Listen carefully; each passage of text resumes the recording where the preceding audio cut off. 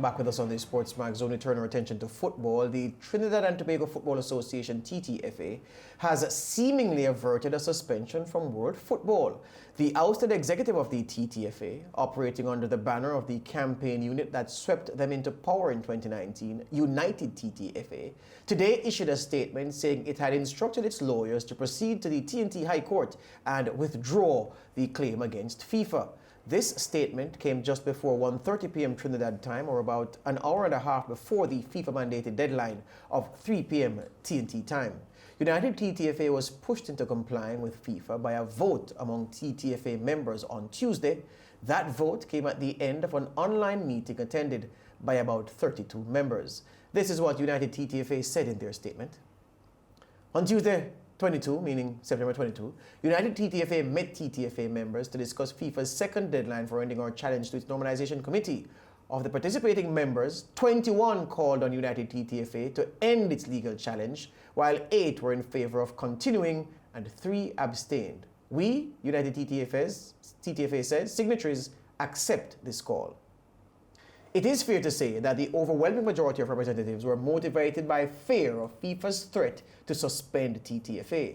Indeed, several who voted to have the legal case withdrawn did so while openly stating their support on which United TTFA stood against FIFA. We reiterate our view that the Normalization Committee was a move intended to suppress the revelation of financial mismanagement and malfeasance by the former TTFA president, to which FIFA turned a blind eye. The unexpected Mark Bassant documentary, TTFA's Secret Panama Trail, has stymied FIFA's self-interested plan and placed the matter squarely before the public and the police. We endure just action, United TTFA says, in order to avoid victimization of Trinidad and Tobago football. We have stood for democracy, national sovereignty, and the rule of law against FIFA's bullying tactics, blatant intimidation, and extortion. That said, we caution Trinidad and Tobago that the owners of football have voluntarily agreed to cede the right to govern ourselves to FIFA. We caution that FIFA is now and hereafter the final arbiter of who will be the government of local football. This makes a sham of our sovereignty. It may not matter to some, but our football has been colonized. We call on our supporters to be vigilant, and we wish TTFA the best of success.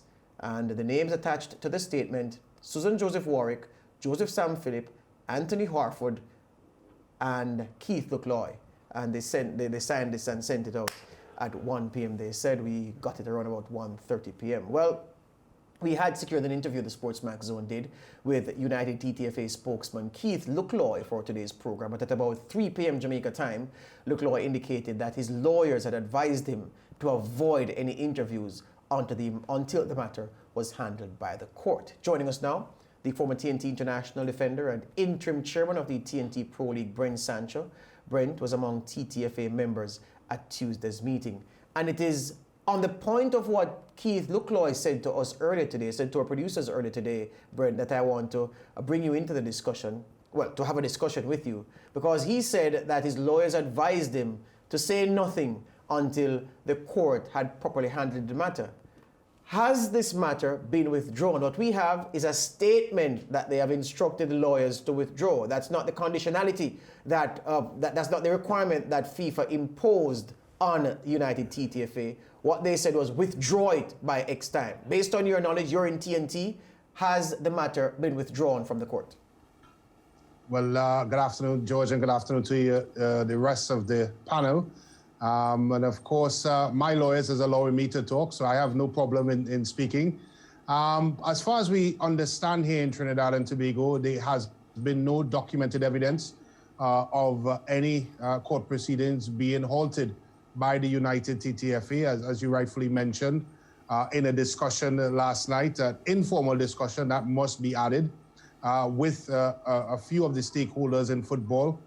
Several of them were missing from the meeting.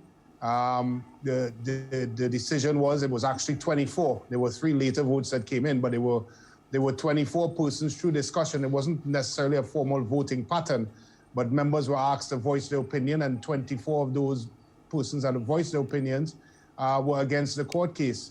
Since then, until it's now 6:13 p.m. Trinidad and Tobago time, there's been no indication that the matter has been withdrawn. There's a lot of rumors swirling around here in Trinidad. Of course, yes, the press release that was sent out by the United TTFA. Of course, two names glaringly missing from that press release. Both Clint Taylor and William Wallace is missing from it, but has been sent out at around the same time that you mentioned. But no, there's no evidence, no documentation to suggest that United TTFA has pulled out. It must be noted, George, that the FIFA letter clearly stated that it has to be out of the court by 3 p.m. today.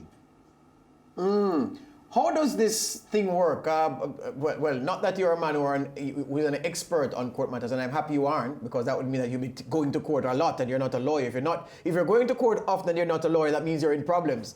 How does it work? Do you have to go physically to the TNT High Court to file your withdrawal of claim? And lawyers apologize, I'm using a language for broad communication and not legal speak.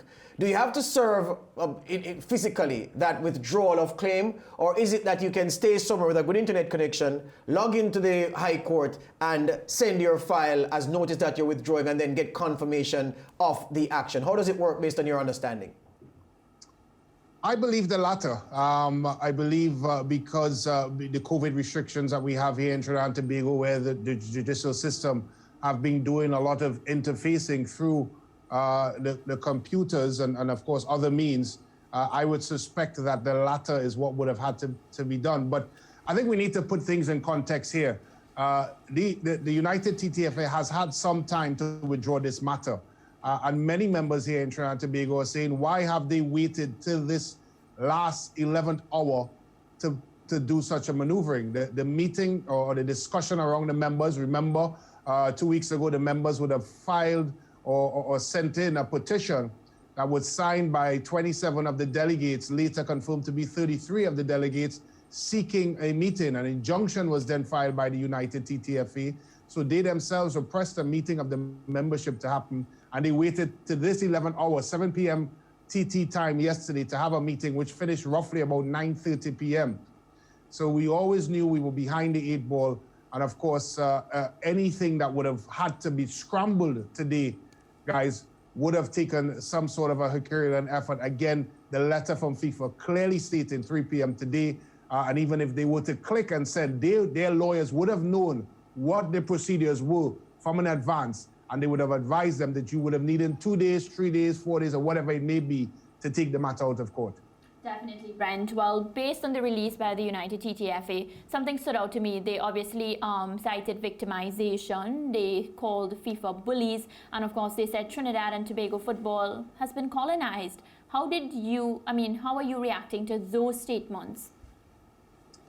Look, I think one of the problems United TTFA has had from the beginning of this is that they have been clamoring on a moral stance, and they themselves have shown a lack of morality in their approach. Of course, I'm pointing to the unilateral contracts they would have signed, and more importantly, they use the word colonization when 4 to 5 of their contracts, or the major spend contracts that they signed, was given to foreigners from England. And a lot of the membership, and the reason why I've said that is the type of discussion that is being had within the membership as it relates to the disenchantment with the United TTFA.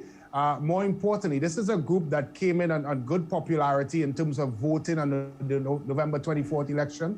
And in the discussions last night, Mariah, a lot of the persons who may have voted for them in the election certainly turned their back on them in the discussion.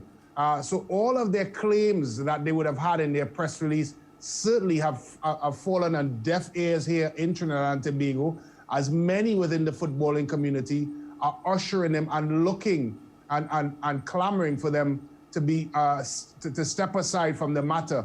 They use the word fear. There's not a fear. I think the country does not want to be in this position. It's not a fear at all. I think the country does not want these 6 individuals to take us into this position.